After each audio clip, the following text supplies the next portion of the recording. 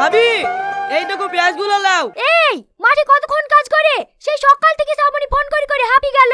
তোকে যে একবারও ফোনে পাইছে না।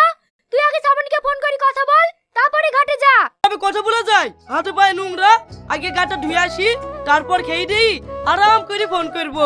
ঠিক আছে। হ্যালো। হ্যাঁ আমি শফিক বলছি। ও বাড়ি এসেছো? আমি তো ভাবছি নু তুমি সারা রাত মাঠেই থাকবা। না, সাজবেলাতেই বাড়ি চলে আসি, সারা রাত থাকিনি ও তাহলে তোমার রাতেও মাঠে থাকার ইচ্ছা আছে? গো।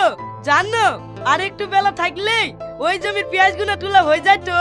ঠিক আছে, তোমার পেঁয়াজগুলো একটু পরে তুললো। ওর সাথে এখন একটু মিষ্টি করে কথা বললো। ঠিক আছে বলো। আমাদের বিয়ে তো হয়ে গেছে, পরীক্ষাটা হয়ে গেলেই আমি তোমার বাড়ি বউ হয়ে যাব। আমাকে কোথায় হানিমুনে নিয়ে যাবে? হানিমুন মানে?